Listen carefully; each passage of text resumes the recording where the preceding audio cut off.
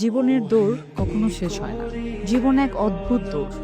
কেউ শুরু করে জুতাসহ, কেউ খালি পায়ে, কেউ জন্ম থেকেই 100 মিটার এগিয়ে থাকে, আবার কেউ হাঁটার আগেই হোঁচট খেয়ে পড়ে যায়।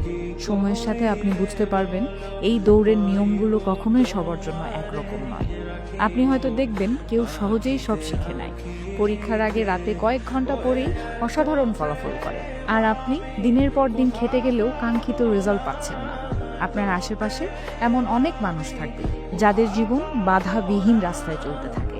তাদের কখনো টাকার চিন্তা করতে হয় না, বাবা মায়ের দেয়া ক্রেডিট কার্ডের বিল মেটায়, আর আপনি একবার টিউশন ফি চাওয়ার আগে কতবার চিন্তা করবেন সেটার কোনো হিসেব নেই। জীবনের এই দৌড়ে কেউ একদিনই জিতে যায়, আর কেউ কেউ বছরের পর বছর দৌড়ে গেলেও বোর্ডে নাম লেখাতে পারে না। কেউ একটা স্টার্ট আপ শুরু করেই সাফল্যের চূড়ায় পৌঁছে যায়, আবার কেউ কেউ 10টা উদ্যোগ নিয়ে ব্যর্থ হয়ে লোনের বোঝা টানতে টানতে হারিয়ে যায়। কখনো এমন হবে আপনি দেখবেন আপনার চেয়ে কম দক্ষ, কম পরিশ্রমী কেউ আপনার স্বপ্নের চাকরিটা পেয়ে গেছে। কারণ হয়তো সে সঠিক সময়ে সঠিক জায়গায় ছিল, হয়তো তার রেফারেন্স ছিল, হয়তো ভাগ্য তার পক্ষে ছিল।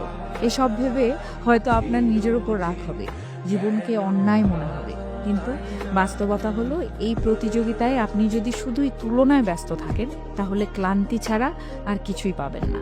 এখানে কেউ একটা গাড়ির মালিক হওয়ার স্বপ্ন দেখে, আরেকজন সেই গাড়িটা বদলে আরও দামি কিছু চায়। বড় ফ্ল্যাটের মালিক হওয়া মানুষের স্বপ্ন থাকে আরও অনেক বড় কিছুর। তাহলে উপায় কি? উপায় হলো নিজের লেন ঠিক করা। এই দৌড় কারো জন্য নয়, আপনার নিজের জন্য। অন্যের জীবনের দিকে না তাকিয়ে নিজের গতির দিকে এগিয়ে যাওয়াই হোক মূল্য।